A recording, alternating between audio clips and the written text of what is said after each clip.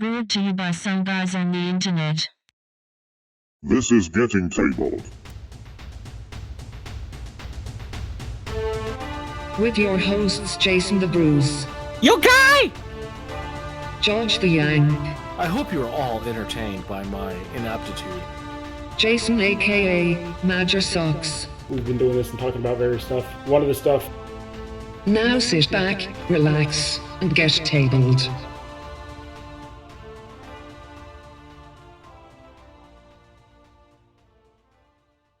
Hello, future people, and welcome to episode 72 of Getting Tabled with your host, the Bruce. Hello, folks. How you going? And down below me, we have Major Socks. Yes, and Bruce, don't you get tabled all the time when you're playing dice games? Yes. You get tabled all the time. And That's, above me is that's where Yank. the name comes from. Exactly. And above me is George the Yank. One day you guys are actually going to watch the videos that I produce and you'll actually see where you guys are. Every time you do this, you prove that you don't watch our own content. I'm looking at how it's laid out on the video right now. Here, let me do this. See? Yep, but that's not how it appears on the screen, and you know it. We have this conversation like every second episode. We do. Just about. Ah, dear. George, we should do a thing. Hey, I just want to point something out. We have started 10 minutes ahead of schedule. I know, this is a miracle. It's amazing. I blame Newly some. received or noteworthy information, especially about recent or important events.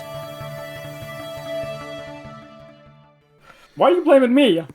Because I'm I going to can. start with this because I am so excited about this. So I'm going to talk about it. Games Workshop, we have an avatar for the Eldar. Technically, we've had an avatar for a while, but we actually have one that's actually worth owning finally. Well, we have another one that's worth owning finally, because there is one by Forge World that's amazing. I honestly... so this got teased a couple of times. We knew this was coming. We've known this was coming since before we knew they were having a big release. Because they pretty much... This was the first thing that they teased in those initial pictures. Honestly, I really think they've outdone themselves with this. It still has the feeling of the original miniature, although they have changed a couple of things. I do think this pose is better than that pose. He still kind of has that claw, threatening look, the blood going down the gauntlet. I wasn't 100% sure what I thought about that, because when I first looked at this, I kind of thought, why does it look like a flag? Because it kind of looks like there's a banner coming down from his wrist. And then I realised that it's blood pouring out of his gauntlet. And I was like, oh, no, I love this now. So, I will agree with that, except there's one thing that you overlooked that is the ultimate most important thing. The alternate head. Yes. That alternate head is amazeballs. I think it's a better head than the head that is currently on this image. I think that head is more Avatar feeling. It's more primal, more monstery, which that's what the Avatar is. He's kind of a monster. He's not, hi, I'm a space elf. Look at my shiny, pretty armor. No, this guy is like an ugly, mean thing, and the other head is ugly and mean. It's like, I'm not going to say that because she might listen, and then I will get in trouble.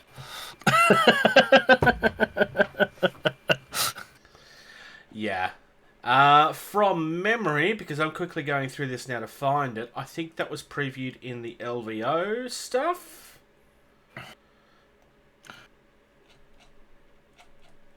Yes, it is. Okay, so for those watching the video feed, this is the alternate head that he was talking about there. I like the fact that they've done this. Like, it really, really works. While we're here, Lord Morgan Ra looks amazing as well. Our walking skeleton man with the giant gun. I will shoot you guys a link if you like. A linky link. Yeah. I don't remember if we actually covered Morgan Ra last episode. I don't think we had. That name is not ringing a bell, so I'm going to say no, we did not. So, we are going to cover a couple of things that I haven't put in the list there. Okay, so we also have, because we had seen the shooty guys, and now we have the Phoenix Lord for the shooty guys, Morgan Ra, with his scythe sniper rifle. So they have kept that really silly idea and made it even sillier. We also have some shining spears, which I find very interesting because those kits aren't that old. I mean, they weren't new, but they weren't that old either. But it is about this time that I talk about the stuff that we're not getting. Because we're not getting new Striking Scorpions, and despite the fact that they've been teased at least twice, if not 3 times, we're not getting the Swooping Hawks either. Because we've seen everything at this point.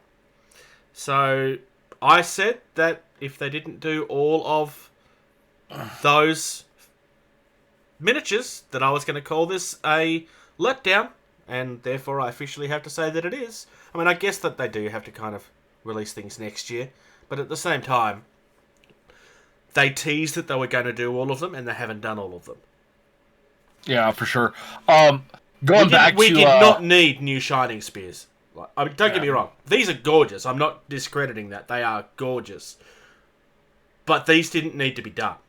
The other stuff desperately needs to be done. Yeah, the spiders, and for sure, they need redone. I will say this. If you omit the gun on Morgan Ra, if you omit the gun, that is an amazing miniature. That gun... Oh, the gun is silly, but it's supposed to be silly. I mean, it's not supposed to be a sensible gun. I mean, they can't get rid of that. It's part of the character. Yeah, but they could still have done that without it being so ludicrous. I mean, it is... They go and do that with the Avatar, and they give it that primal head, and they're like, oh yeah, check it out. We've still kept the stupid gun on this guy. Socks, as our resident, I don't care about Games Workshop stuff. What do you think about this guy? No, he kind of looks cool. But I will say the alternate head does look a little bit better, looking at the other pictures. I will agree with George. Yeah, the guy with this silly gun on the second link that I just sent you on Facebook. So he's watching us talk about this stuff that he hasn't even seen it yet. Professionalism, folks. Look at this guy. I know. So Bruce, I will also point out, I just did a quick look you see on the Forge World website, and there is no more Avatar on the Forge World site. That's surprising. That's a move I wasn't expecting. I think I said this on Puncast, otherwise I've just said it privately. My expectation was that they were going to do what you had suggested, which was leave the Avatar there, and then it's a premium version of the model. Yeah. No, I had seen this when I scrolled down. I clicked the link, Bruce. Oh, okay. By the way. So the guy with the guy with the scythe sniper rifle is who we were talking about. Yeah. I mean, it's Ultimate Edgelord, but it's 40k, so you expect it. Yeah, because I just did a better search, and I get a 404 error when trying to find that webpage. So there is no more Avatar on the Forge World site. Also, apparently the website's broken. No. It's because the link I found is broken because the page doesn't exist. Yeah. No, I'm still looking at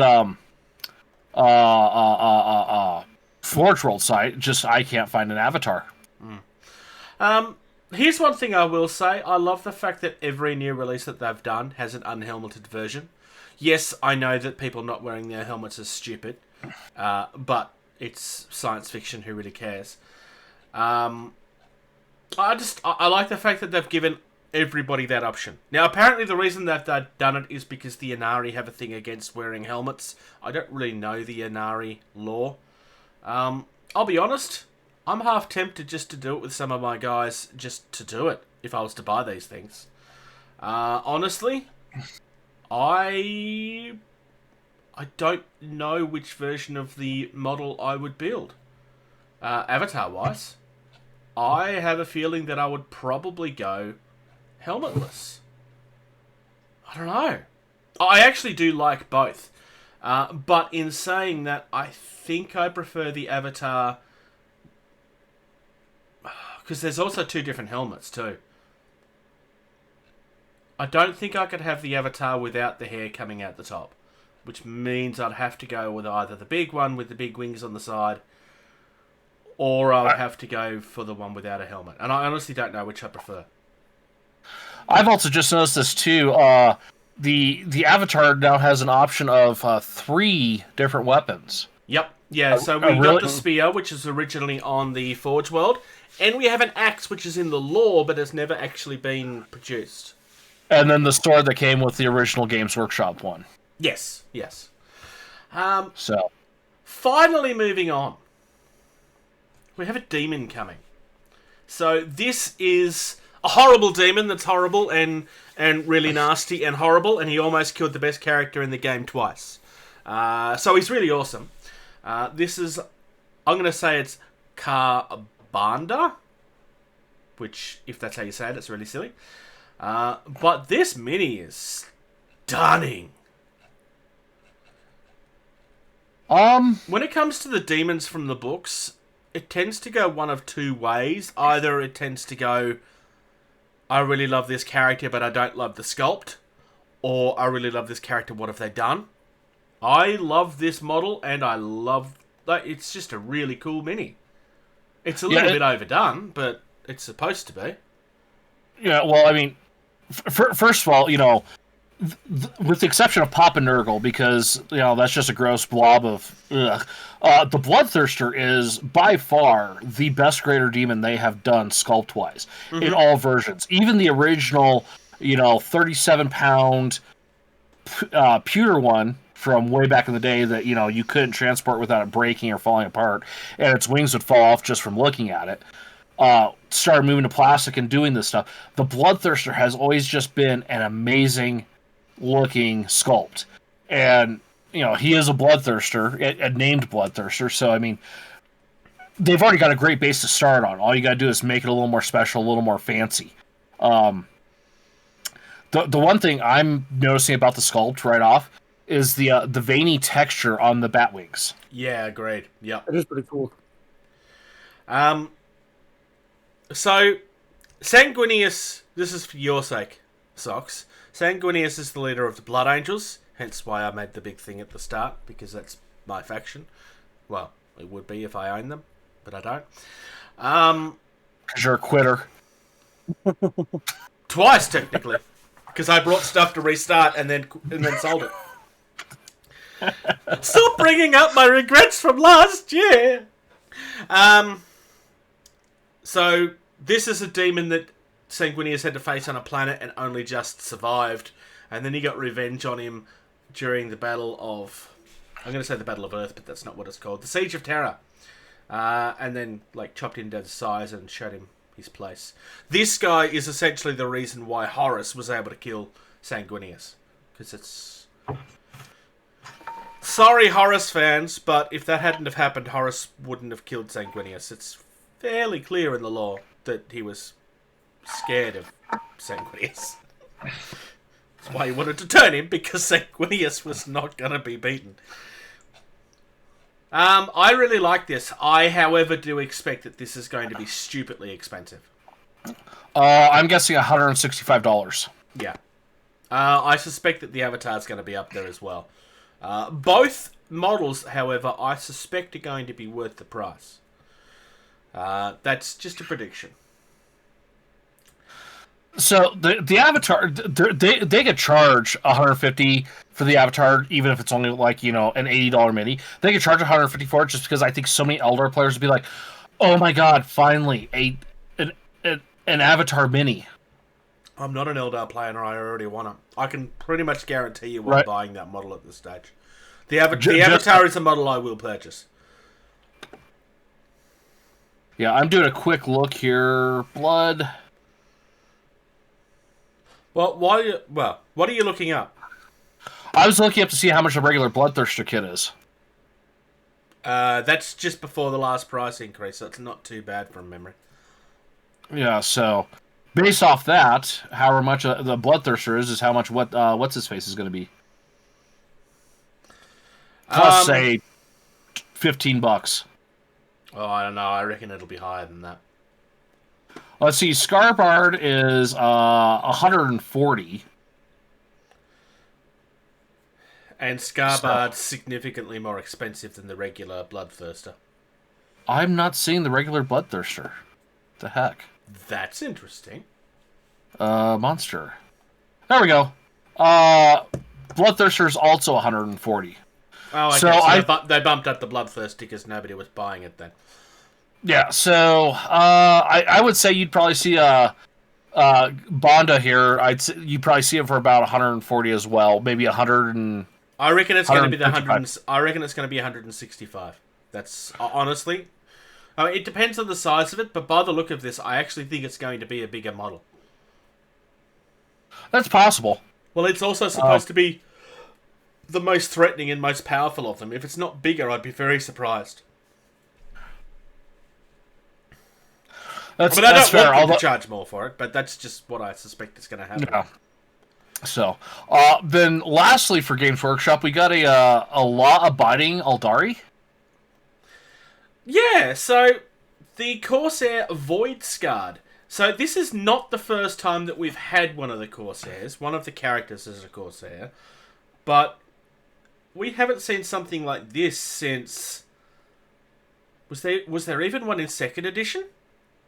I know that there was one in 1st edition, Rogue Trader. But this is something that we've only ever really seen in the lore. We haven't really seen a lot of them in the actual game itself. If you wanted to do this sort of thing, it's always been kind of something that you had to, make yourself out of existing stuff. Kind of like whatever the dinosaur ones are that I forget the name of right now.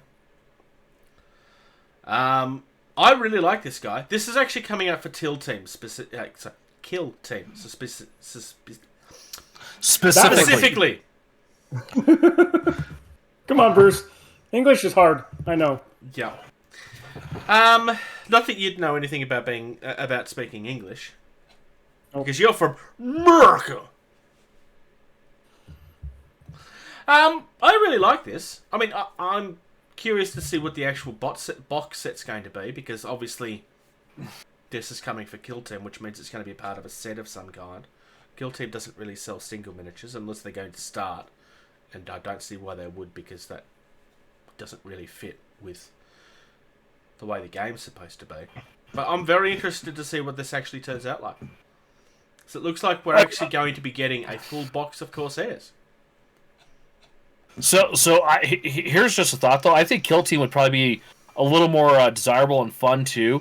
If, here's your base army, and then, each faction had, 3 or 4, lieutenant-type characters. Mm-hmm. That you could pick up individually. Kind of like the Death Roller for my Blood Bowl team, I can use it, but it's not part of the box, Yeah. And that way, if you wanted to sculpt on yourself, you could, which is what people are doing anyway. But for those that don't like green stuff, they have the option to do it the cheap, not the cheap way, but the easy way. So here's my second question: what kind of bird is that? It's any sort of a useful purpose in the grim dark future? I have a feeling that it's more something that exists just to be fancy, because pirates are fancy.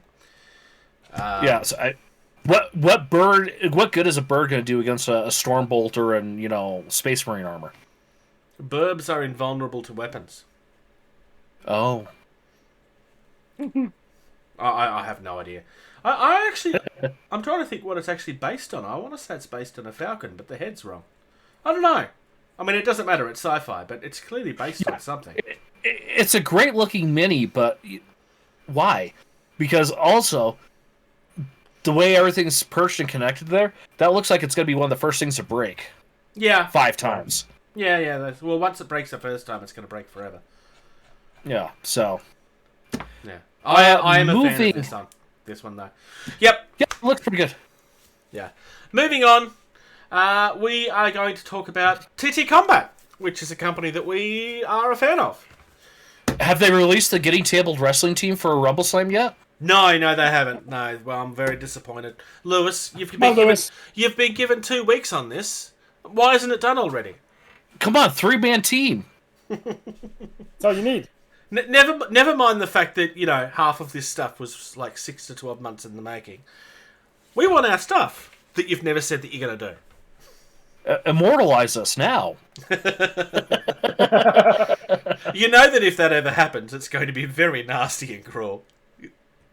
Like, it's going to be a horrible, insulting version of us if it's ever done, which I don't think it will be. But we can hope. Are we expect anything less? No, that's my point. No, yeah, exactly. All right. So, the Flame That Burns Underwater is a very big mini that's coming out for Carnevale. So, this is an alternate controller for this particular faction. So, the Mother Hydra is one of the main things for this new particular group. So, this is part of the Rashar, but it's an alternate thing to worship, essentially.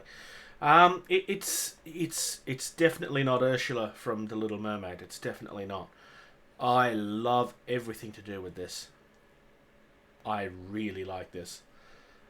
It's quite a sizable mini too, by the look of it. I'm pretty sure that's a 50mm base underneath it. It certainly looks like it's a 50mm base to me. Yeah. Even if it's a standard size base, that's still a lot on that base. Oh yeah, it's huge. So And it's only £25. Like, it's essentially the same price as in like the battle cruisers in Dropfleet. yeah.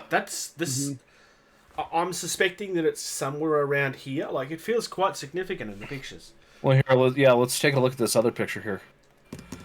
Yeah, that looks like oh god, what's a scale size to that? Just use inches. I was gonna say like a Robo Gilliman kind of size, like a Primarch size kind of mini. Yeah. I could say that.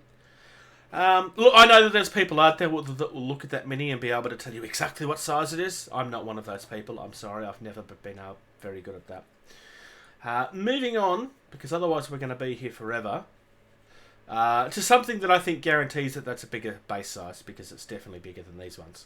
These are standard base sizes, so I suspect, as I said earlier, the other ones are 50mm. We've got these Serena characters, which look like younger daughters of the other one, but one of them also looks like it's the girl from The Ring crawling out from the TV. She's definitely my favourite of the two. That's definitely a fair assessment. Like, there is nothing... Like, it's very clearly supposed to be the Sirens. I mean, it even kind of gets referenced here in, like, about sailors telling stories and stuff. This is incredible. I love this. I mean, there's a very sexual nature to the poses, because if they're sirens, you would expect them to be. But it's not too over the top. It feels respectful, at least. And, like, if you was to do this, it's like, yeah, I could totally see how people would fall for that. Because you only see what you want to see, sometimes. I love these two new things. I think they're gorgeous. Again, totally not the girl from The Ring is my favourite of the two. For sure. And then next up for Carnevale, we have the Night's Watch. Yep. This is... Why are they wearing, like, blues and stuff? I thought they wore black. Well, it's not from that world. So this is part of the City Guard, which are totally straight and honourable. They're very, very nice. That's why they work with the Patricians, which are arguably the most corrupt faction in the entire game. So not only is all of the citizens killing everybody for no reason, the City Guard are doing it as well. So this is a nice alternate friendly option that you can add to your forces. I kind of like the fact that everybody is screwed up in this game. Like, nobody is redeemable. Everybody is horrible. gorgeous. This is not the first time we've seen these. We did have these teased already, but they are actually out to actually buy now, like the other two. Next up, we have something else that was previewed. So this was previewed around Christmas time, and I'm pretty sure that this is the one that we all said we wanted, because cat's cool, or at least these ones are. I still love the genie. I mean, nothing has changed. This is all the same stuff. Like, we've got the cat genie, we've got the flying carpet with the little kitty on it, the Rashards. Well, and then there's the other one, that the Catiator, which is... I don't remember seeing this one before, and... No, I don't. I believe this is the first time we've seen this. So, this is definitely not what Arnold Schwarzenegger would look like as a cat. Because, correct me if I'm wrong, but that's 100% a reference to Terminator.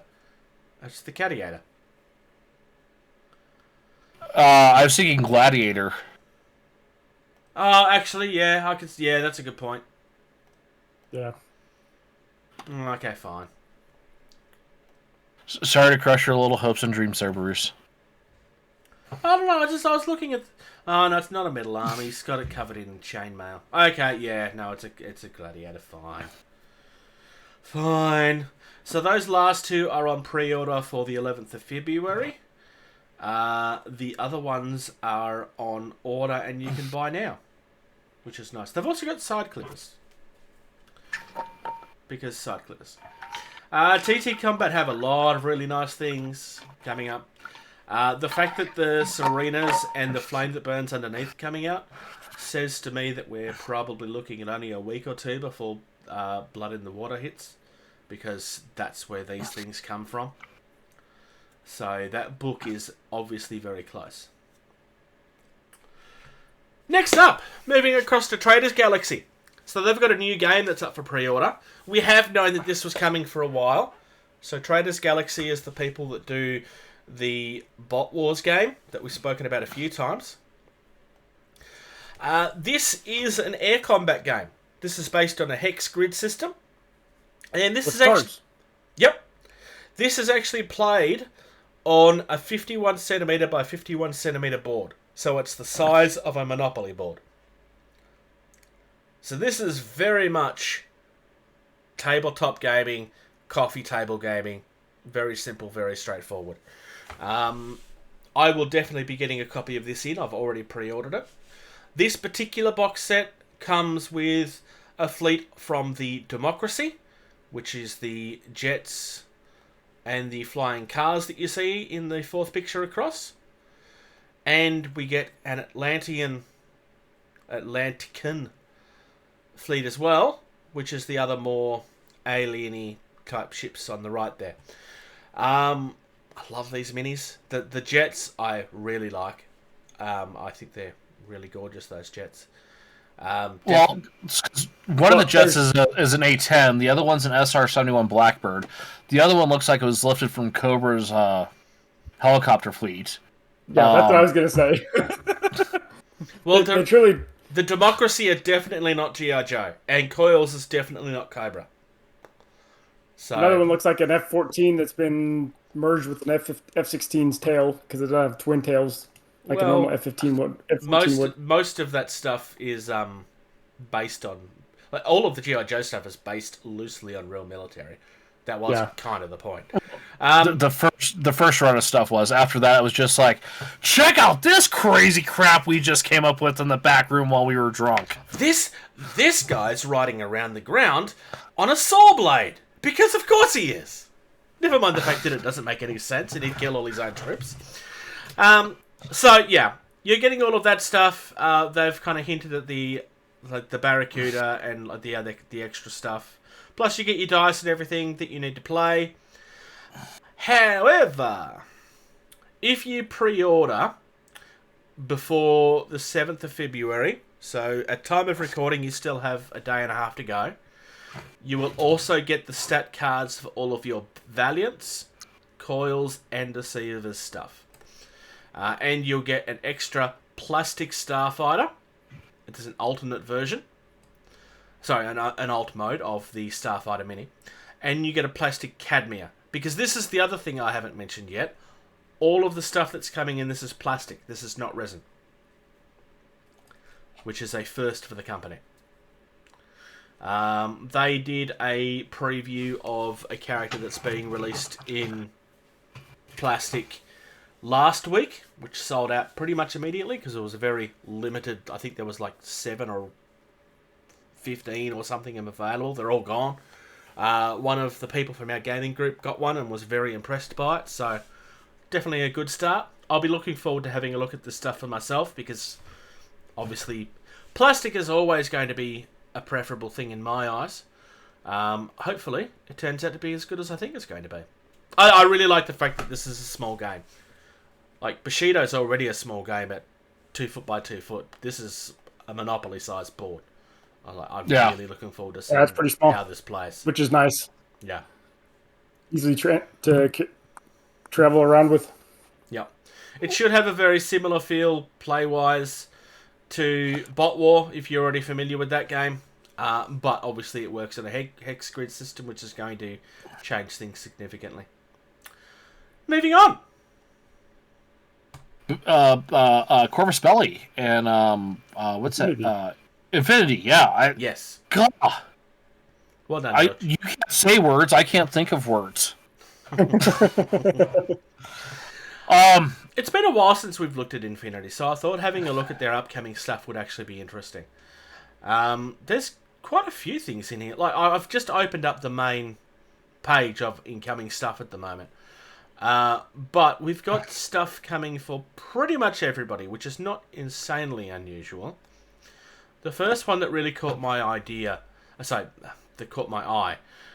was the Shaolin Warrior Monk coming on the 25th of February, because that's just insanely gorgeous. Like, seriously, that's gorgeous. Yeah, that's what I was also just looking at too, was the Shaolin Monk one. That was the second one I looked at after the Malagos hacker? Malagos? The hacker one? Yep. Yeah, the second one, yeah. This looks like it must be for the alien faction. Interesting that it doesn't actually tell us. Description. It's Combined Army. Okay, yep. Yeah, it's for the Combined Army, which is what I was expecting. So, I mean, per usual, it's Infinity. Yeah. Their minis just look absolutely amazing. Yeah, they're pretty good. Most of their stuff is metal. They do actually have like lugs and stuff on them so that it's a little easier to build them and hold them together. But it's still metal, and in the case of the female minis, the parts can be quite small, so you probably want to be going to them with some tweezers when you're building them. Just take your time and don't rush with these ones. You don't really need to pin them, it's more just they're fiddly because they're so tiny. So if you're the sort of person that gets annoyed by building metal miniatures and having them fall apart all the time, not that I'm going to point fingers at anybody that gets annoyed at that. Did you say you as well, Socks? Yes. Did you just flip off the camera? No. Okay, the way you held your finger up, it was like... I was pointing at myself! That was the joke! I think he was talking about me. Socks! He's over there on the other side of George. This stuff is absolutely gorgeous. Obviously, as always, we're going to share the links so that you can have a look at everything. The 2 action packs, the Yujing and the Pan-Oceania action packs, are for Code 1. So these are like, if you're buying into the game for the first time, this is just like a big starter set, essentially. So, yeah, really good looking stuff there. But I'm going to move on, because otherwise we're going to be here forever. Wild West Exodus. Wild West. Yep. So, these are stuff that we saw inside the starter box. The new starter box that we covered a couple of weeks ago. We have an unboxing for it that you can have a look at. And you can now buy them separately. So if you want to have more than just comes in the starter box, or maybe you don't want to buy the starter box, you just want one of the factions, you're now starting to get an alternate way to buy them, which is quite nice. My advice would be is if you wanted one of the factions, find somebody to split it with, because buying the starter box is obviously going to be a cheaper way to do it. I'm guessing you like the look of them there, George? Because you're going... No, I looked at something else, like looking ahead and getting ready, and I was shocked, aghast by something. Would it be 3D wise? We'll get to that. These are pretty cool. I love the unicycle tank thing. Yeah. It's cool. Yeah, I really like this stuff. It's really nice and detailed on the sprues too, because I've seen this in person. The sprues for these are magnificent. The spiders are obviously cool as well. Yeah, they've really outdone themselves with all of this stuff. Oh, hey, I just found the zoom button. Well done, George. I don't usually zoom in on all this stuff because my monitor's still fairly huge as it is, so it's like things already look big. I don't need to zoom them typically. Socks, do you like the Spider-Man or the Unicycle Man? Kind of leaning towards the spider guy. Yep. That's just me. Yeah, I do like them both. I agree with George, but yeah, the Spider-Man is my favourite. Moving on to the one that I think George might have been looking ahead on. No, obviously not. Yes. Oh, it is. Okay. The Dwarven terrain. So this particular terrain, this is 3D printable terrain made by Tide World Studio. Now, for those that are not fully aware of who these people are, they're based in Melbourne, Australia.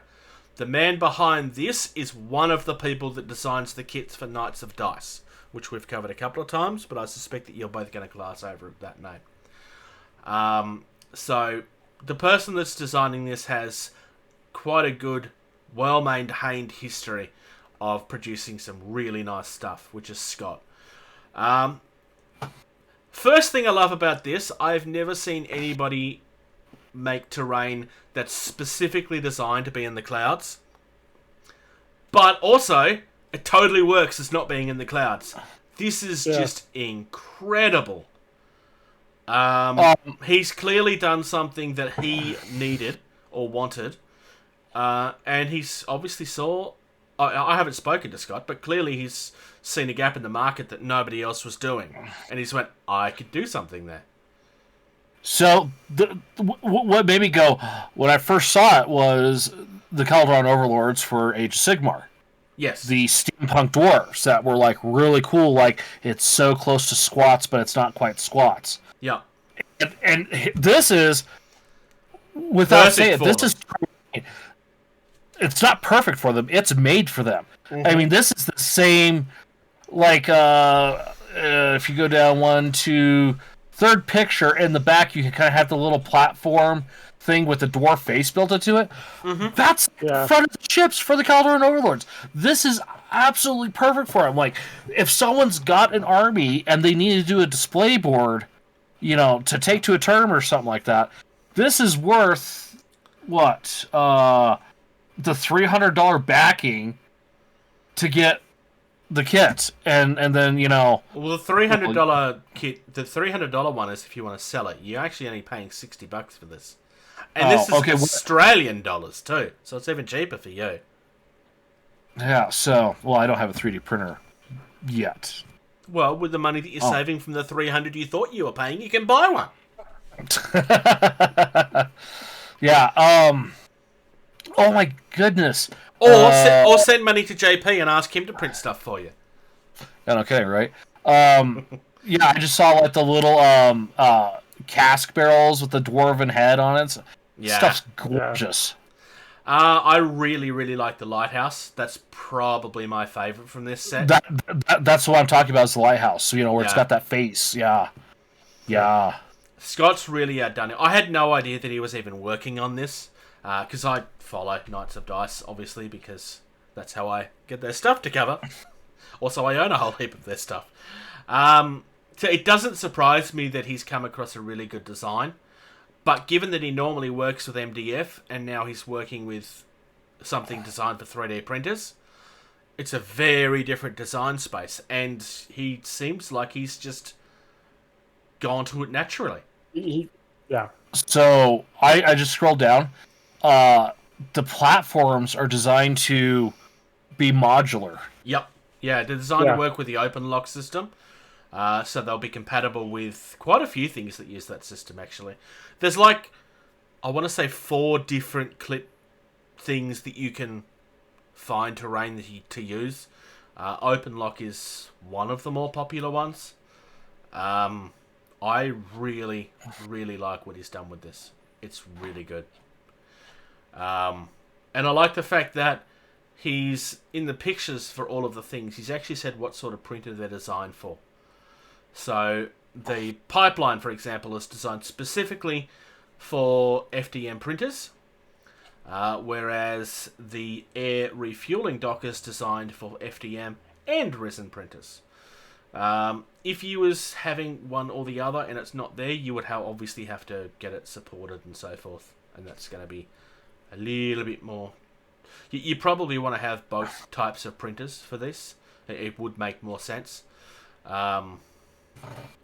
Which means if I want to buy this, then I would need to get my FDM printer running, because it's not running yet still. Yeah, I'm a big fan of this. I think he's done. And these buildings are pretty big. If you scroll down even more, you see some scale comparisons with some actual miniatures, and these are some pretty good-sized buildings. I've got to find the picture that you're referring to. Oh, yeah, there we go. Oh, yeah, these are huge. These are pretty big. Yeah. He's done really, really well. Yeah. And obviously, as you can see, he's doing very well on the Kickstarter as well. He's unlocking stuff. Like, he's already on 24,000, and he was only asking for 3.5. So, and we're not even a week in. He's doing very well. Yeah, there's still 24 months to go. Moving on to, realistically, a company that could probably cover in aiming for the Indy at some point. Although, I would argue how small this company is. They definitely started very small. Okay, Gamers Grass have some plants coming out. They're calling them laser plants, which is clearly how they're being cut. But this is the most... Like, seriously, this is the most in-depth looking set I've seen in a long while. Yeah. Like, you've got normal cane and so forth. You've got all of this sort of stuff. Banana tree, elephant ear. Like, they've given them all their own names. You got normal bracken. But then you've got things like the alien fly trap and stuff. Like, this stuff is absolutely gorgeous. It's been designed to work specifically with their things. Obviously, it all comes pre-painted and coloured. So this is printed and then cut after it's been done. So then all you need to do is peel it out and then shape it to the size that you want. Like, you're bending it with your tweezers, you're rolling it around your pens. This just really works. I think this is a must for anybody that's buying terrain. This is just gorgeous. Or wanting to put some stuff as flocking, kind of like flocking or basing material on your miniatures. Yeah. Yeah. It doesn't look like it's very hard to use. This works. George has some criticism, I'm guessing? No. I'm watching the little video because I was a little curious. Like, I was trying to feel like, is it a plastic or a metal? And it looks like the way they're bending and it's totally shaped, it looks like it's a metal. I have a feeling that, because that also talks a little bit further down about how it has steel strength. So I believe it must be very, very thin metal. I'm wondering if they actually say at any point.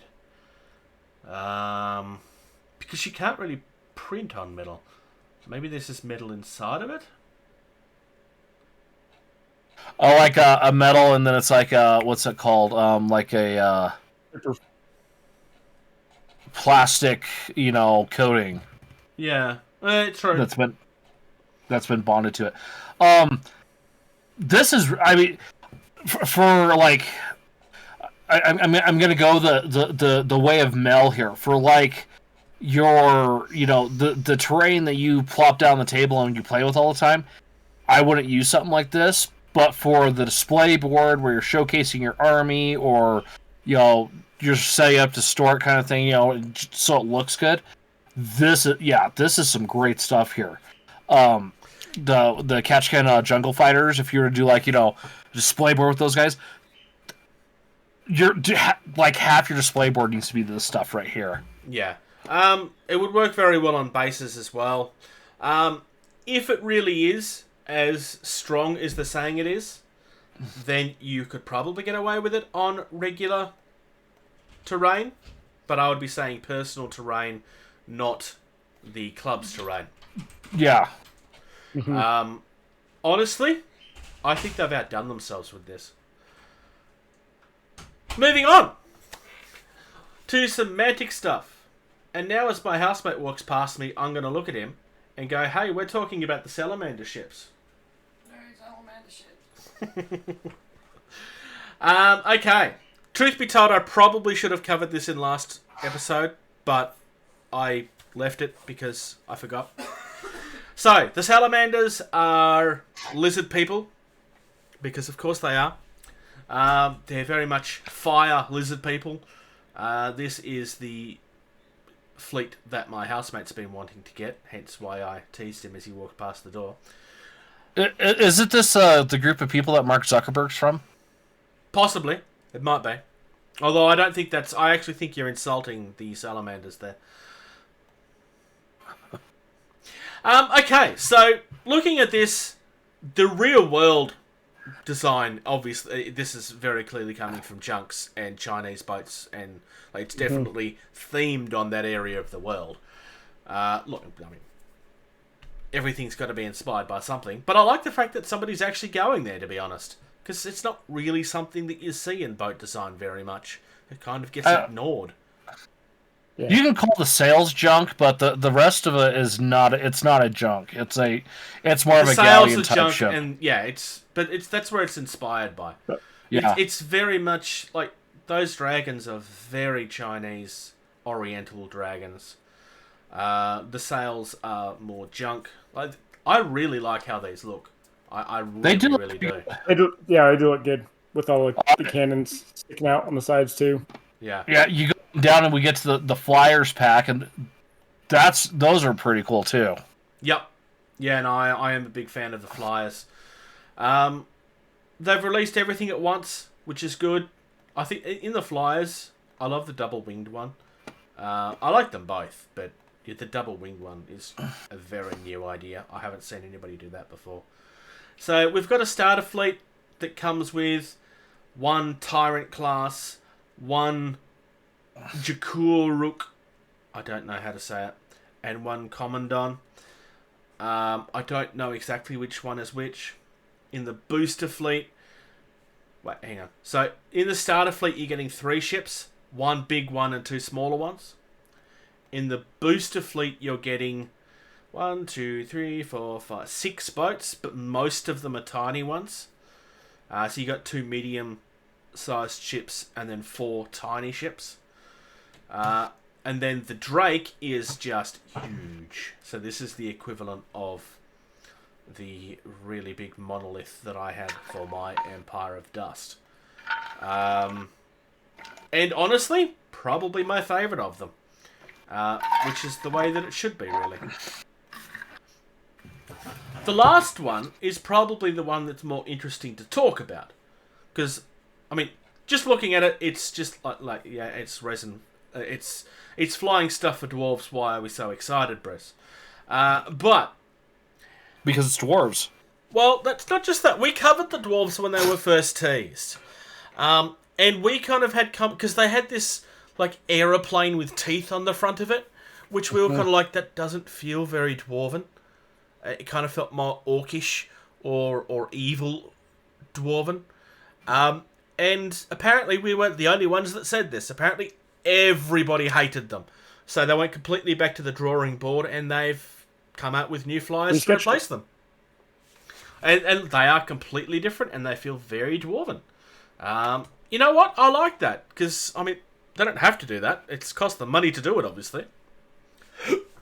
But if your community has turned around and all said, we really don't like that, you'd be silly not to listen to them. Not pointing any fingers at companies that tend to do that on a monthly basis. I really like what they've done here. Yeah, I like how on the bottom part of the blimp, the front part looks like a helmet. Yep. You can kind of see the isolets for the helmet and face mask. Yeah. Pretty cool. Their ships have that design as well, which is good. On the picture, if you click on dwarves and go back one page, you will actually see pictures of the boats, and they all have a similar idea to their design on the front of them. Yeah, that, like, as I said, they've really, really done well here. Like, Mantic had this reputation for a very long time of having very cheap and nasty looking miniatures, and they haven't been that company for 5 or 6 years at this point. And I really think there's a huge part of the community that just has no idea, because they just dismiss everything because it's Mantic. Mantic are genuinely one of the best companies out there right now, with a very huge range of games. Well worth having a look at. Shall we discuss an Indy, perhaps? Indy. Definition. Independent. Type. Slang word. Jargon. So, this fortnight, we're going to have a look at Sigman Games, which is the company that I was going to look at last episode, until I found that Terrain one at the last minute. Now, this is a company that do Resin Miniatures. They also have a couple of games of their own. For the moment, I'm just going to have a look at the Battle of Valor, because it's a big box set with lots of stuff in it. But I want to look at some closer pictures. Why is there no closer pictures? Oh, that's annoying. Fine, I won't look at Battle for Valor then. Well, I will, very quickly. This is an actual core box set. You do have quite a few minis here that I can't look at any closer. They do appear like they're all resin. There's a really cool looking griffin there in the middle of it, facing against some... See, this is really annoying. I wanted to look at it, and maybe if I do this and look at the video.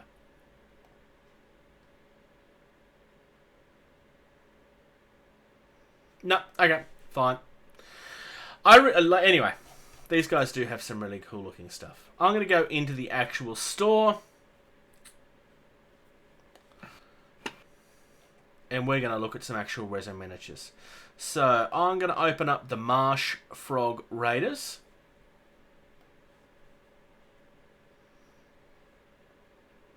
Because these are goblins riding around on the battlefield on giant toads.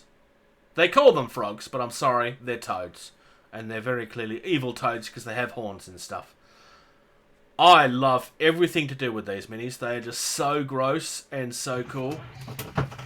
Like this one is spitting out half-eaten skulls and crap and skeletons.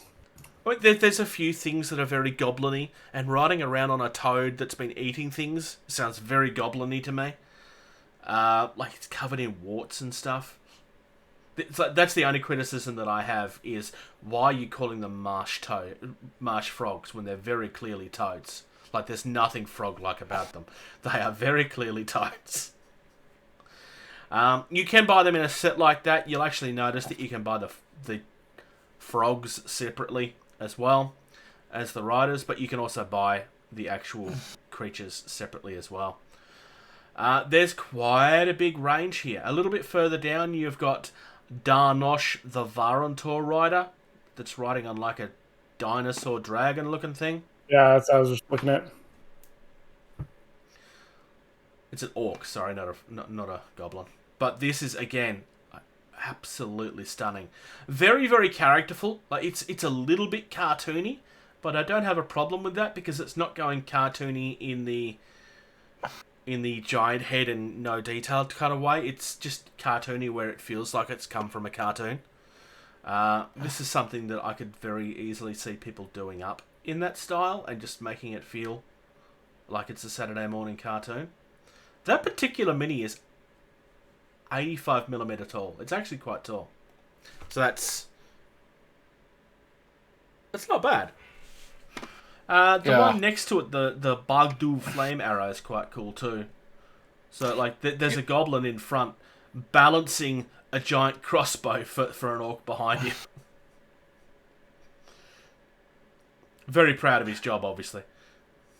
Yeah, so I was just looking. So if you go to the, if you're on the main page and you scroll down, and if you just look at some of the featured products there, yeah, like some of those look really great. Like the Plague Doctor. I don't know if that's what's showing up for you. So are you on just the actual straight SigmanGames.com, or are you in the store? SigmanGames.com, and then you scroll down to featured products. Just so I can actually see where you are. Latest news. Featured products. Okay. Like you got the White Witch Hunter. There's the first one, and the Plague Doctor. The White Witch Hunter is definitely not inspired by anything. No, it's definitely not a Harry Cavill, or Henry Cavill. The one that I think is also kind of cool is all the way to the right, the Wandering Sorcerer. Yeah. Yep. That's just like, that's a classic wizard look right there. The big pointy hat and the staff of smoke and a familiar. And hey, he's adventuring, so he's gonna have a sword too, because you gotta poke him with the pointy end. I like the fact that they've gone for a traditional looking wizard, but it doesn't feel like it's ripping off Gandalf. Like, there's nothing Gandalf about this at all. Even though, like, this should be Gandalf in every way, sense, or form. It's a wizard with a pointy hat, a staff, and a sword. But nothing about this feels like Gandalf at all. And I really like that. Mm-hmm. It's funny you mentioned that, because the first thing that popped in my head when I kind of looked at that was, this reminds me of Elminster. I'm not familiar with who that is. Elminster, the mage from the Forgotten Realms, chosen of Mystra, the goddess of magic. Okay, yep. There's a Forgotten Realms book series, where he's the main character, like Drizzt and stuff like that. Elminster, he's a pretty big Forgotten Realms character. I don't read a lot of the lore in Forgotten Realms, but yeah, no, that would make sense. So. The other one that's coming up in what you were looking at is the Devourer of Worlds, which is just below the Witch Doctor. Not Witch Doctor, the Plague Doctor. Plague Doctor. Which is a hideous-looking, cartoony-looking demon. It's a two-headed demon, too. I love the runes around it and these screaming faces that look like they're souls that have been trapped inside his armor. Like, that's just all kinds of creepy, and I love everything to do with it. It's a three-headed demon. I thought that was just armor, but it's another head. It's 80 millimeters tall. Yup. So it's about the same size as the other one that we were looking at a minute ago. So it's about... For 18 euro. Yeah. Not bad price. That's... Except for its size, I think this would make a pretty good stand-in. Like, just the shape and feel of it. This could be a good stand-in for an Oni and Bushido. Yeah. Or a Demon Prince in 40k. That could be a Demon Prince in 40k, yeah. Good looking stuff. They've got a whole giant section on 3D printable stuff as well. So you don't actually have to buy the minis. You can just buy the STLs and print them out yourself. So under the Our Games, they do have rule sets for everything that you're looking at. There's a lot of stuff here, obviously, we haven't looked at. The Cursed Forest, the Kitsune clans. Like, there is a lot of stuff there that we haven't looked at, but I came across this randomly quite a few months ago now, and it's kind of been on the list to talk about for a while. This is kind of a company that's grown from Kickstarter, and obviously they've done very well by the look of everything that they've got here now. I definitely would recommend checking them out. They're quite gorgeous. Yeah. Or their minis are. There's definitely a lot of stuff. Like, I don't know where to find it specifically to guide you to it, but there's some. There's a couple minis. Straight up look like Scorpion and Sub-Zero-ish from Mortal Kombat. Ooh. If you scroll, this is the way I found them. If you go back up to the top of SigmanGames.com, Yeah. and it's the second image in the scrolling banner thing at the top. Oh. You got the mimic chest and everything, but look at that. Yeah. Tell me it's not Scorpion. Oh, I need to own this.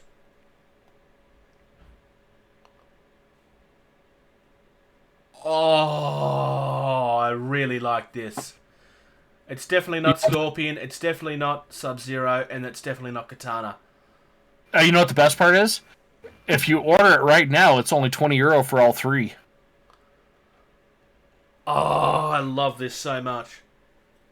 Why is there not a Mortal Kombat board game? There's a Street Fighter one coming out. Yes, we covered it like a year and a half ago. Yes. That should be very close now. From what I understand, my local game store is getting excited for it. So I'm not sure when, but I'll keep my eyes out on the. I remember shelves. the miniatures look gorgeous. I don't know what they look like in their finished product, but the prototypes on the Kickstarter page looked stunning. Why is there not a Mortal Kombat board game? Like, it wouldn't work as a tabletop game, not even as a skirmish game. But why is there not a Mortal Kombat board game? Like, there's Mortal Kombat everything else. With the success of the movie, and that's, like... I mean, they have every other franchise. Why has Simon not bought that one too? It could be a rights thing. I mean, But, well, unless somebody has done it, and unless somebody has picked it up and they haven't said anything yet.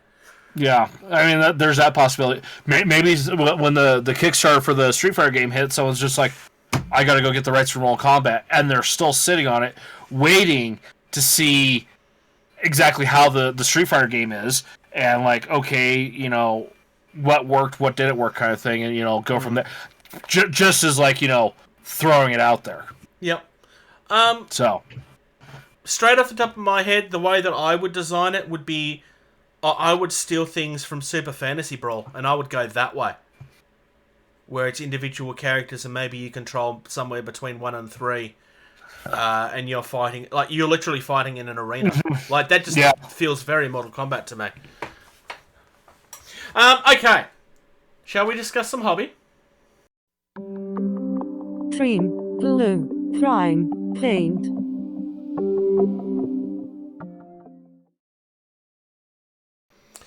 What have you been up to, George? I've been up to getting boxes in the mail. Oh, nice. I got a few of those too. So this is, which one is it again? This is the bolster drop site.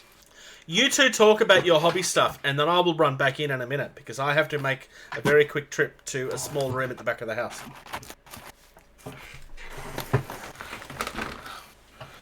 And then I got this one. You got the Main Street, huh? I couldn't not get it for some reason. It just... It does look nice. I absolutely agree. I don't know what my draw or obsession is with it, but like all this Wild West stuff, like the terrain and everything, it looks so amazing. I have no game system that, needs it, but I just want it. I want it so bad. Yeah, and then I got this box. That looks like a flight recorder off of an airplane. What are you doing with that box? It's actually tape covering the box. Like, every inch of the box has been taped. That is my Emperor and not what's his name? Lionel Johnson. Okay. So, I've been getting stuff in the mail. Things. I've been working from home more, trying to get my home office ready for my new job when I just work from home. Start it. Yeah. So I'm trying to get that all set up and ready because that's as of April that's a thing. Yeah. Looking forward to that actually. But yeah, I don't know Bruce. if you saw his ticket. Yeah, exactly. He got a flight recorder from an airplane, crashed airplane. I don't know why he has that box. Are we supposed to know what this is? No. Are we supposed to be guessing what it is? Are we going That to is be told what this is? That is my chosen one, and not Lionel Johnson. Ah, you've been waiting on those for a good month and a half. Okay, yep, good point. Since October is when I ordered them.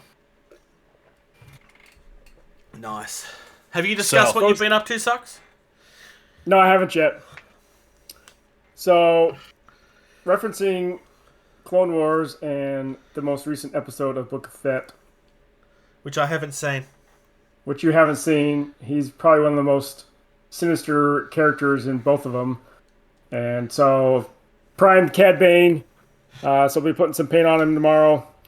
And then the BX Commando droids, I primed them as well. So, we'll be getting some paint on them as well. I forgot to tag you in or send it to you, Socks, but I saw a great meme. It's Cad Bane saying, you need to keep your nose out of things. And then you got Force Cup. But Cad Bane, you ain't got no nose. Yeah. Yep. So, I'll be painting those guys tomorrow. So, hopefully I have some pictures and stuff. I can actually use the lights you gave me. You sent me, Bruce. Awesome. Yeah. Real quick, Bruce, you have to see it. So He brought Main Street. It's the set that I wanted and didn't buy. Yeah, you bought the other one. I bought the other one more. I mean, I wanted the other one more. What about you, Bruce? I've received a few things in the mail. One of which is something that you two were very jealous of. Because the moment I told you that I was getting this, your reaction was, does it have to be you? Not only... there is a video of me unboxing this that'll come out on Monday. So this is the Congo Battle Fleet for Dystopian Wars. A game that we've been talking about and I think universally interested in from day one. Because we've all been very, very tempted by it. My main holdout was, honestly, I don't know which fleet I want, and I wanted to wait to see more releases before I made a decision. My decision got made before me, because on tabletop, yes, that on tabletop, Beasts of War, offered to send us this to do an unboxing. I would send that to you, not us. You. Yes. But us as a whole. I get it. This was sent to me for free, by free. Because, yes, that's her name. From on tabletop, and I was very, very happy. The moment I showed them the picture, they were like, you might want to look at that. I think it might be a scam. And I'm like, no, I know exactly who this is. well, I remember seeing the picture of the box that you sent. Yep. Yeah. Holy crap, Australian mail. Focus. Okay, don't focus. Fine, stuff you. Yeah, so this is the Congo Battle Fleet. This is part of the Empire. This is a sci-fi version of the Japanese fleet in the game. So the most important thing I have to ask, since I kind of discovered that game, I guess midway through Hot LZ, and then like a couple weeks later, like Spartan Games was just like, oh hey, we're closing our doors and we're done. Yep. Yeah. I was just like, I just discovered this game and I was gonna get some, but not now. Guess not.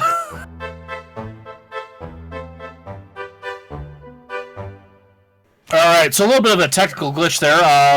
Had to restart the video stuff and fix up the audio before we went too far. I just discovered this game, and then, like, you know, they're going out, and, you know, now they're back. And what I liked about it was there's the air portion, the sea portion, the ground portion of this. Like, it was an all-encompassing game. You know, it had all of it.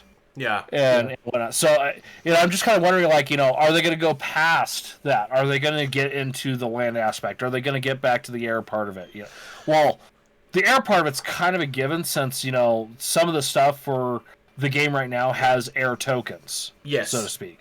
My understand, because I never played the original, I can only judge on what people had told me about the game, was that one of the struggles with the game was the ground portion and the sea portion didn't really mesh very well. So it ended up becoming two different versions of the same game. They never really mixed at all, which wasn't deliberately part of the design. I suspect that's one of the reasons why we haven't seen anything yet, because if they're going to go in the way of trying to mix it, they need to figure out a way of doing it that's going to make sense. But I don't know. I'm only going on what I've heard about the previous version. Because if they were going to mix it all together again, they would need to fix that problem. Or just say, stuff it, we're just going to have two versions of the same game, which is fine. But it does kind of split the player base a little bit if you're going to do that. Yeah. The other thing I remember, too, when I was watching a little bit of a walkthrough, is the rule set back then was beyond complicated. Holy cow. That's pretty nice. Yeah, I'm a big fan. These can be swapped out for missile turrets. Because so you gonna magnetize those, or you can magnetize them very, very easily. I probably will. How big is that compared to the smallest ship that comes in that box? Because that's the other thing that's been hard to see too. Is like how big are these? Yeah, I guess that's not too terribly small. I mean, that's no smaller than some of the tanks for Drop Zone. So this is about the size of some of the... not the cruisers. The other one. The small ones. Frigates? So yeah, that's about... because it's literally a frigate. And then, that's the size of a battleship, yeah. So it's the equivalent of what you expect them to be. That's a nice size. See, and that was the other issue I was having too with, the stuff that, we're seeing on their site and everything. Like, how big is this stuff? Like, what is the size of it? Yeah. Yeah, because some of the photos it's hard to tell the scale in some of those photos. I don't touch on this in the video, but build-wise, this reminds me of those original drop fleet models a lot. Because you can build several different types of boats from this sprue. Yeah. Exactly the same. And it doesn't really make it obvious that you could. So you've got two different versions of this here. One of which has one gun, one of which has two. And then there's different designs. The back portion here, underneath the little building, there's different sizes of that as well. So, for example, they're both built from the same sprue. It reminds me of those models a lot. I didn't touch on that in the review because it wasn't really... Because unless you were a drop fleet person, then you wouldn't really understand why I was making a big deal of it. But they've done that, and I would argue that they've probably taken it a step further. Because in drop fleet, it's fairly obvious that most of them are sharing the same parts. It's not quite so obvious in this. It's hidden fairly well. The only thing I would say as a negative is I kind of wish that I had bases for things. Not that it matters, but it just... I don't know. I would like that to be more than hollow. That's really the only negative that I could say.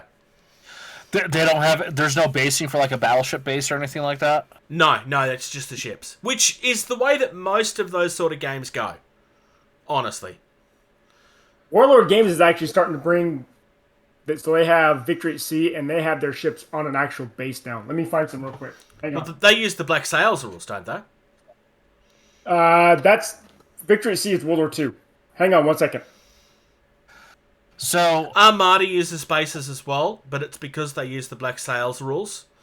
And the actual base is used in the measuring templates, where it's not on this, so... It's good to see he keeps his games and not bodies in that closet. And I've just realised I was wrong. The smallest thing in the box is this little robot squid thing, which is not a ship. Oh, it's a little wee tiny thing. I can barely see it. This was the most hard thing to build that I've ever done. because it's one piece and I just had to cut it out. It was so hard. It sounds difficult. Yeah. It was so hard, that's what she said. How did you even manage? It was difficult. I mean, it's not Malifaux levels of difficult, but I had to persevere. I had to push through. It was very difficult, but I managed to make it. No, look. Not to give... I was very impressed by this. It was a really, really nice kit. That is largely one piece. It's just the guns that you had to add. So... Yeah. So, that's the USS Missouri. And this is... That comes everything... That ship is on the base itself. That base... Does it come with the waves sculpted into it? Yes, it does. Oh, nice! So that's a battleship. What is that base resin or? It's a resin. Yep, and that's a destroyer. So as you can kind of see the scale size. Yeah, it's about the same. Yeah, So it's not as tall. A aircraft carrier. So yeah, you might be able to find some bases out there. I just don't think it'll work with the actual rule set. I think that's the reason why they don't have bases. Oh, okay, gotcha. I was kind of touching on that while you were looking for things. Gotcha. I could be wrong, but so I don't know. I think just like even just having something for it to sit on and have something to grab onto instead of the mini itself. I think is like I understand like from the ship to ship, so you can just omit the base and just have like a base like the Victory at Sea stuff, where it's very obviously water and that's not part of the ship. Yeah. So with these kits, I touched on the fact that like you can build several things from the one sprue. The one thing I probably will say is that you would need to buy several versions of those boxes, because magnetizing the ships themselves, if it's possible, which I don't think it would be very difficult. It would be difficult enough that I would argue that researching is not even worth it. You would just be better off just buying 2 or 3 of the boxes and then building what you need. Which would obviously mean spending time looking at the rules for the ships and then deciding what you want. Almost like everyone did with the Kickstarter of Drop Fleet. Well, that's what I ended up doing and then regretting it. Yeah. But honestly, yeah, look, my review will be out on Monday, where I'll go through all of it. I actually do build the stuff in the video, in Fast Forward. Well, I build one of the ships in Fast Forward, and then I show you the final results. Very impressed. Probably going to have to buy some more of it now. What other fleet are you going to get? Are you going to just all get Congo? Well, the Japanese fleet. If I was that way you can do demo games. True. I mean, you could play out of one box, but you've only got the small amount of ships. And, I mean, if you was going to play it, you'd want to be able to have your options. Now that I've got this, that's probably where I would stay. Being able to demo games would be nice, but I don't know what the other ship is that I would buy, maybe. I don't know yet. At least a starter set of another fleet. That way you could just do a starter set. Yeah. I do like the Ice Maiden is a really nice looking ship, which was the one that shot ice and had ice all around it. Yeah. Yeah. So yeah, I got that in. I have been kind of unboxing and doing my Carnevale stuff, which I touched on last time.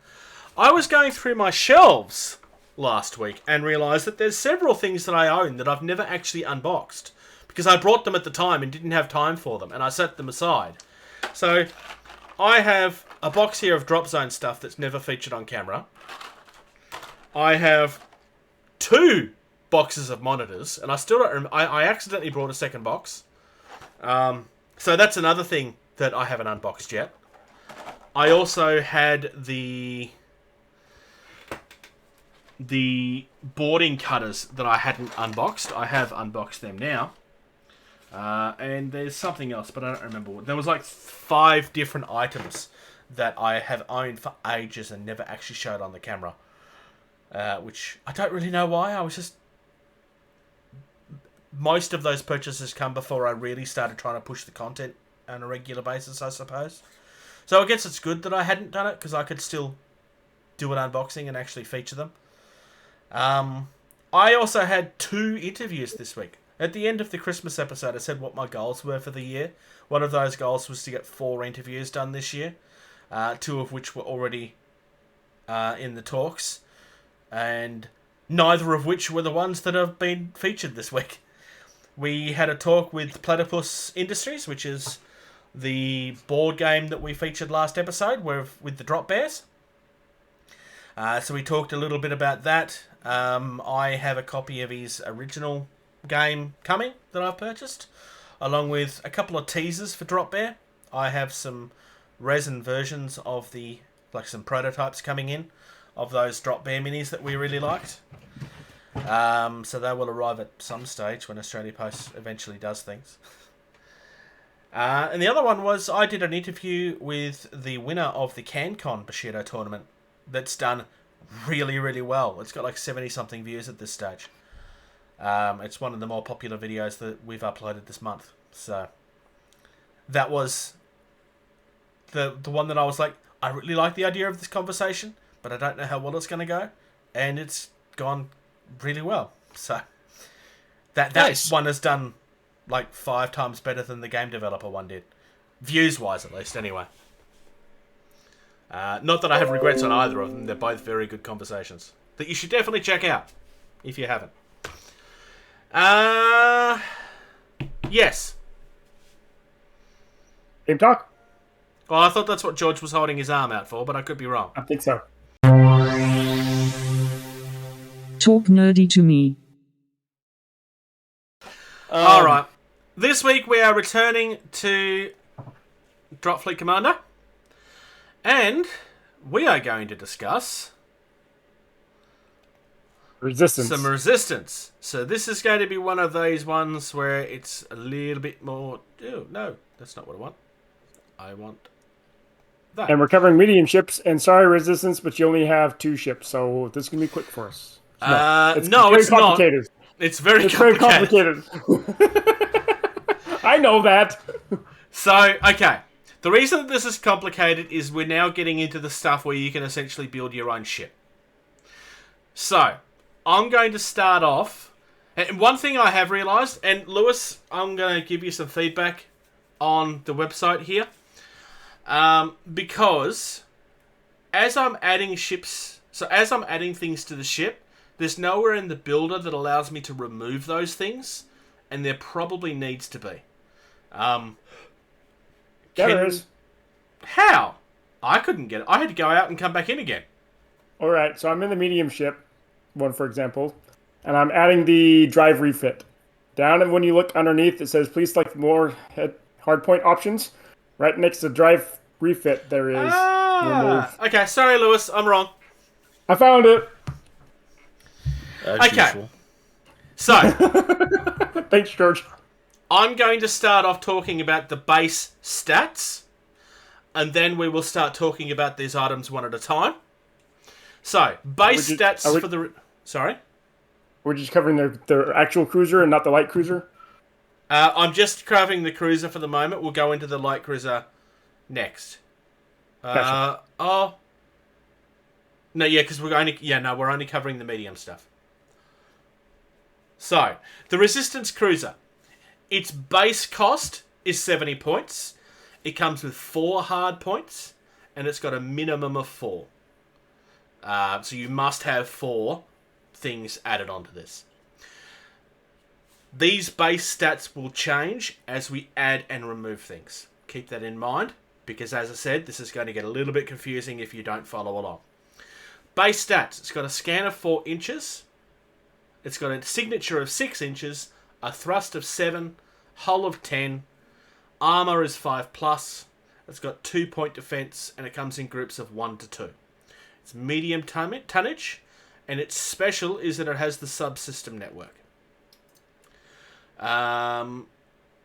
Its base comes with NC3 missiles, which are a lock of 4+, attack of 2, 1 damage, front, side, and rear, because this is the close action.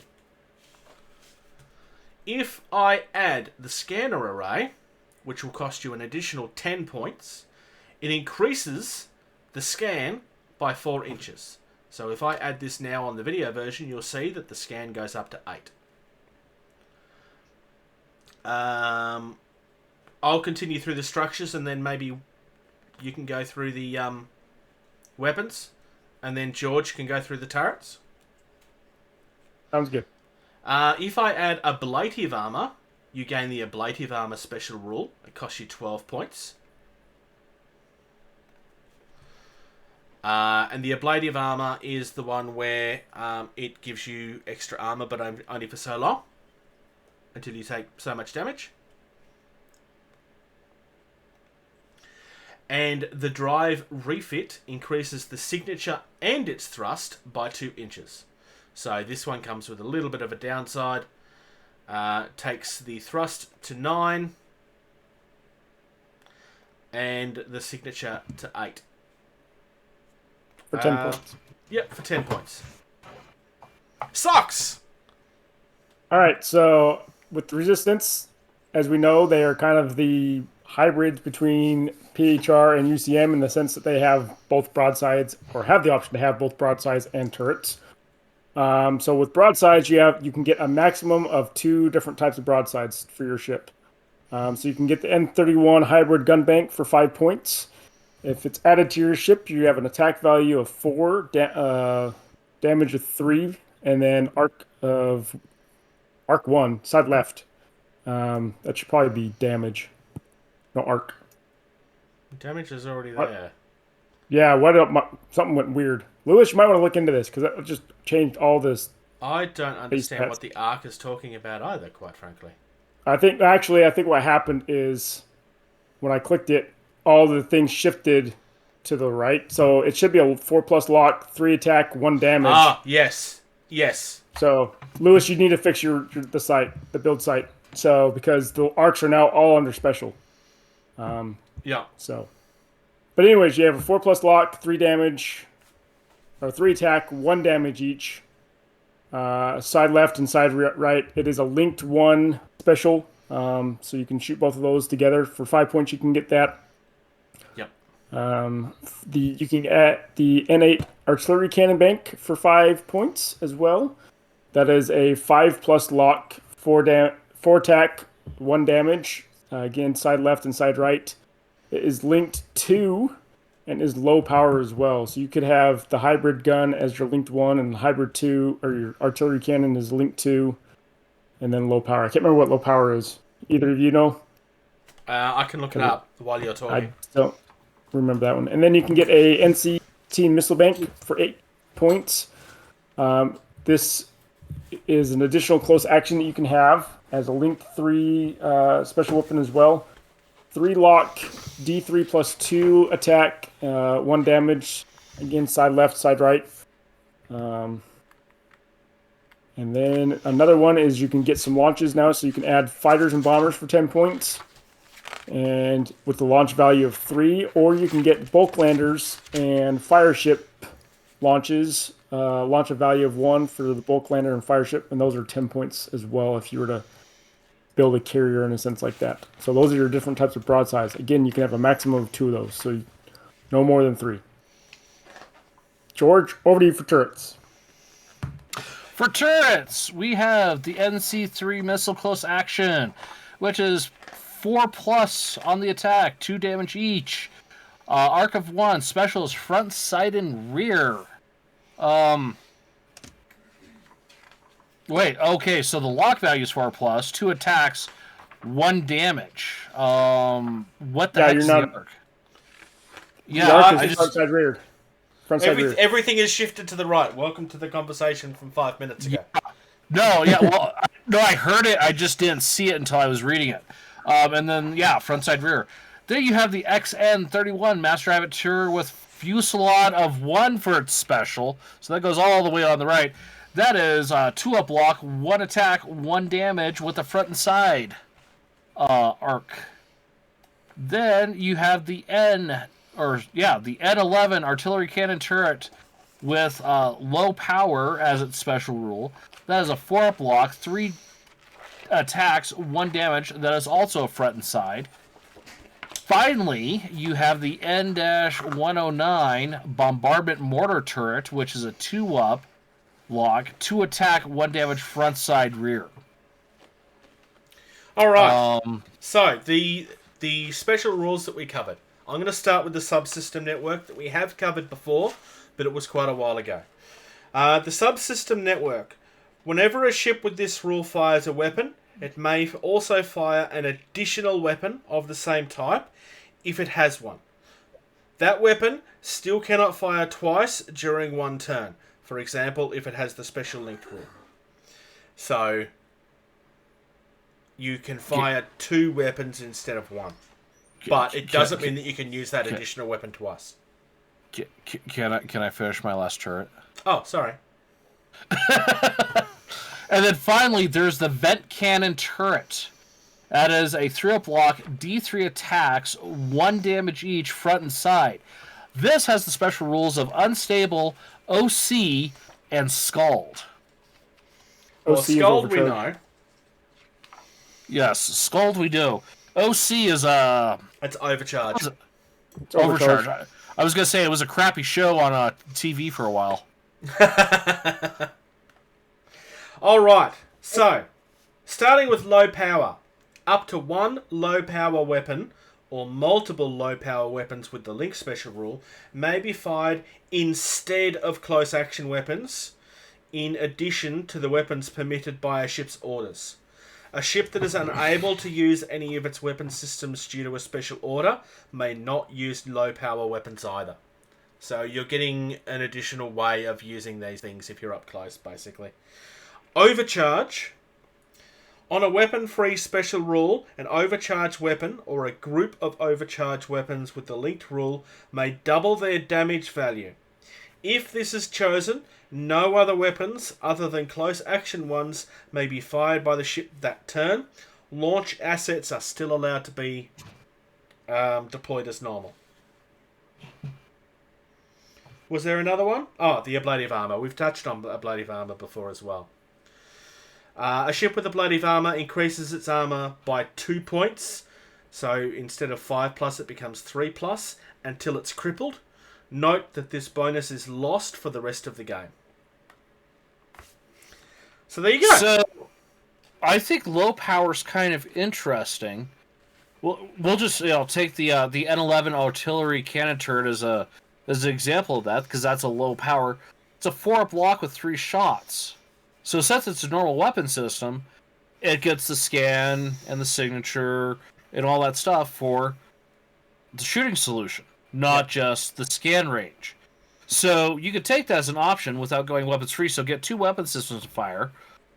But this is like a close action option that is a normal shooting solution. Yeah. So that's kind of cool. I like that. What I also find is interesting is someone besides the Scourge has Scald now. That is very interesting, yes. Yeah.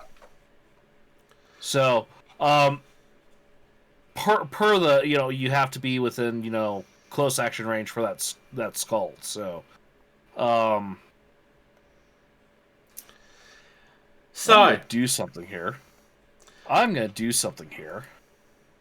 I just realised something. I was reading from the light cruiser instead of the regular cruiser. I was reading from the light cruiser too. It's still the same. It's all the same, but the base stats are slightly different. So, the light cruiser stats is a scan of 4 inches, signature of 4 inches, thrust of 9, so that's a little bit higher. It's got a hull of 8, which is lower, and then everything else is the same. Group of 2 to 3, everything else is the same. Yep, the options for them are the same. So, how many hard points do you have for light cruisers? Oh, good point. Light cruisers 3 are 4 hard points. 3. Light cruisers? No, they're 4 hard points. Resistance light cruiser is 3 points. The cruiser. And that's the other thing. Now, yeah. There's another error. Lewis, on the front page under medium, the resistance cruiser shows up being called a cruiser. Not just that, but your points for your on the front page for your light cruiser is 120 points. When you like into the actual build of the ship, it's 60 points. Oh, I didn't even notice that. Good point. So that's 60 points and 70 points for each. The light being the smaller one. Granted, your minimum grouping is 2, so you're probably having to buy 2 to start with. So that's probably where they have 120 points on there. Yeah, but that might be confusing to people that don't understand how the resistance work when they're building. Well, so here's another issue. Here's why I thought it was 4 hard points, because I put all 4 turrets on. It doesn't stop you from adding turrets. On the cruiser. Yes, I noticed that as well. The medium cruiser, I currently have 1, 2, 3, 4, 5, 6. I got 7 XN31 mass drivers on it.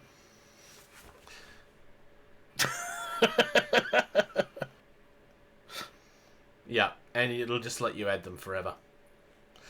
Okay, so for those of you that were not familiar with the Resistance until now you'll understand why Lewis is asking why we hadn't covered these ships yet, and why we had always been leaving these until last, because these really do take a lot of explaining. They are a build your own fleet solution, quite literally. Yeah, you really literally have to find the niche that you want to build and then build it that way. It's one of the most easily magnetizable fleets out there too, because you can just swap parts around. Yep. Now, that being said, the way the original cruiser sprues were built, I'm a little disappointed there's not this option for all the other fleets. Yeah. So that's literally where this idea came from. The community started building up that idea. Yeah.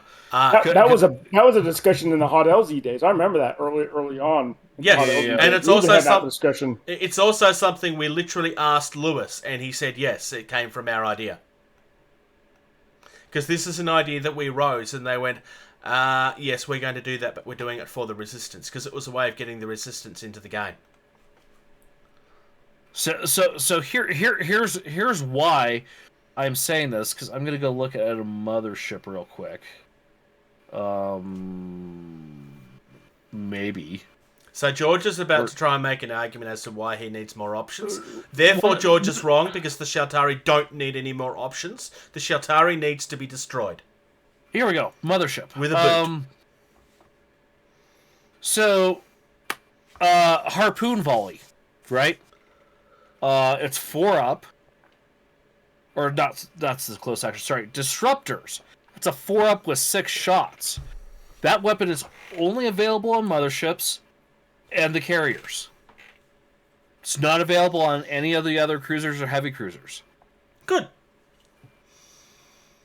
I mean, I wouldn't mind just having a plain old normal medium cruiser at whatever point values the medium cruisers are at, with a couple of those on it, because he's gonna make me repeat myself here. The Sheltari don't need any more help. There's a reason they're the most nerfed thing in the game. They're already overpowered. Leave them alone. I am arguably talking about wanting another option for their weakest weapon in the game. I suspect what will end up happening is that you will eventually get new ships that will do things like this. Yeah. That's kind of the whole point. If they do give it to everything, they'll never have to release another mini, and that's not a good thing. That is absolutely true. And yeah, so I think it's finally about time that we talked about these resisty ships. I kind of like it. I mean, you can really, go for your play style. Yeah. Of what you want to do. There's a reason why the moment that these ships came out, they became very popular. Because it's kind of the thing that it's a build your own Lego set. It's what everybody wanted. Yeah, it's a plug and play Lego brick style. You get a base ship. Well, and even the models themselves were kind of customizable too. I mean, look at the battle fleet or the dreadnought that the Resistance have. I mean, it's build this massive thing and you put turrets all over the place, or you just build it. He did it right, and he was actually able to build 2 dreadnoughts out of 1 kit. Oh, nice. So you want to talk about value for your money there. Apparently the Resisti one is so customizable. If you do it right, you can get 2 for the price of 1. That's nice. Nice. I need to find this image, obviously. Yeah, it was a few months ago on the community page, and I was like, huh. But I mean, it makes sense though. So, I mean, technically, if you go through a magnetize and whatnot, you know, you can get both versions of your dreadnought with one kit.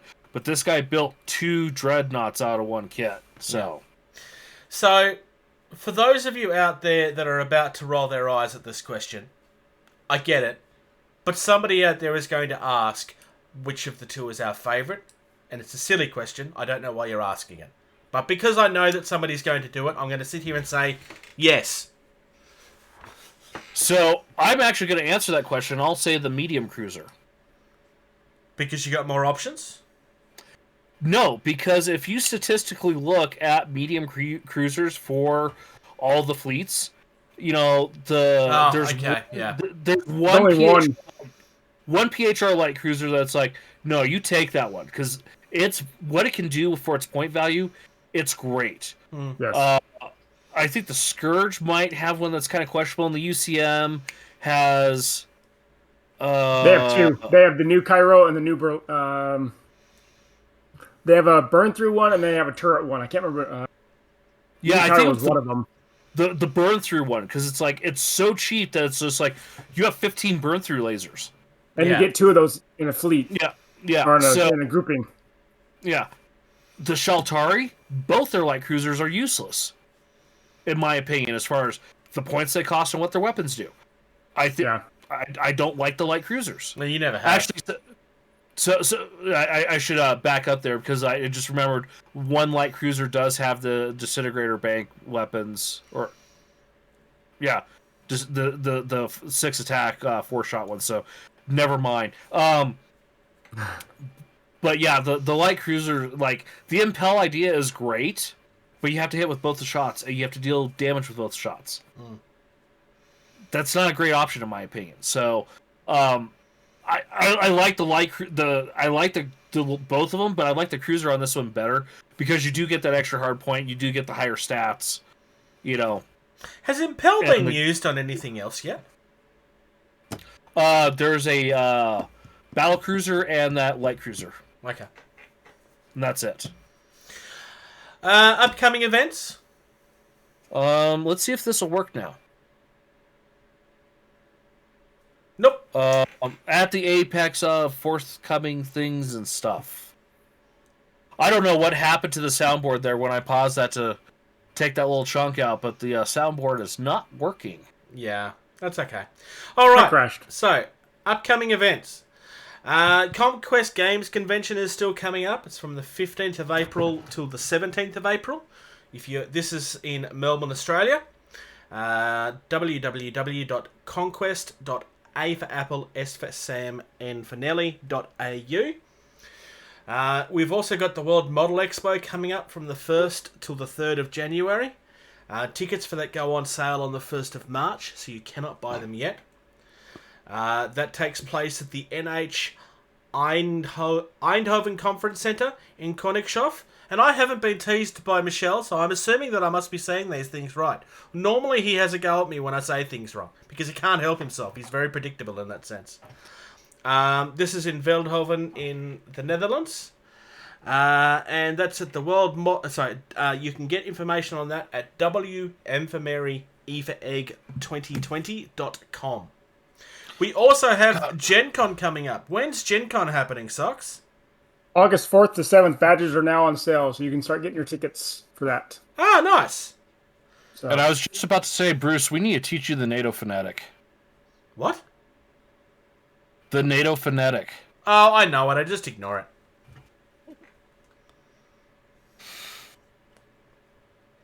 So yeah, I would love to go to Gen Con. George, you're going to go to Gen Con with your new job? You might be able to. Now that I'm not on call, well, I won't be on call anymore. It's more feasible. I have a feeling my project list for my house, as well as everything else, will go up astronomically, as I will be here 8 to 5 Monday through Friday working, with that right behind me. Yeah, I know how that goes sometimes, having to telework every so often with the military when we were allowed to telework due to COVID. So, yeah, I understand how that... Yeah, well, this job is 100% telework for me now, so... Yeah, I know that, so... I'd love to go to Gen Con. Thanks for asking. I'm sure you would. Yeah, I would love to. It's never going to happen, but I would love to go to Gen Con one day. Yeah. That's why I didn't ask, because You've got a passport, so all you have to do is buy a plane ticket, get permission to fly over here, get a hotel room, get your ticket. You can go, Bruce. There's nothing stopping you. Apart from the lots of money that would cost. Oh, can't be that much. Oh, what is an international flight these days? Is it still like $1,000? I'd be looking at least $1,300 each way. Each way? Most likely, yeah. God. I might get lucky, but I highly doubt that I would get lucky when they know Gen Con's on. Because there's no way that the airlines wouldn't know about it. Maybe we'll be famous enough to be sponsored one day. I'm not going to hold my breath. All right. Thank you very much to those of you that do support us. For those of you that do not, if you would like early access to these videos, as well as almost every other video that we put out there, you can go to patreon.com/gettingtabled. You will receive early access to almost everything that we do. Anytime that it's instant goes up, which is very rare, we always explain why. Facebook.com/gettingtabled. If you are happy to support our social media overlords. YouTube.com/gettingtabled. Please go there and subscribe. We have a really ridiculous goal of trying to get to 1,000 subscribers before April.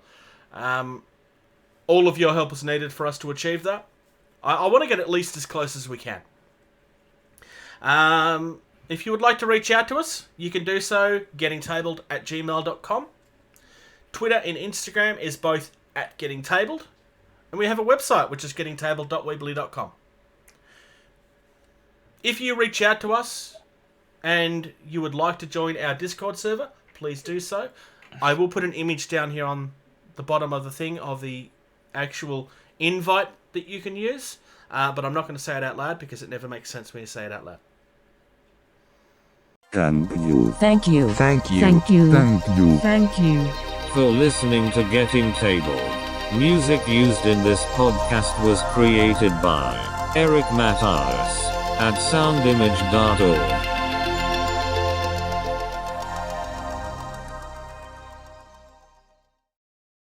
I already stopped the recording. Play more games.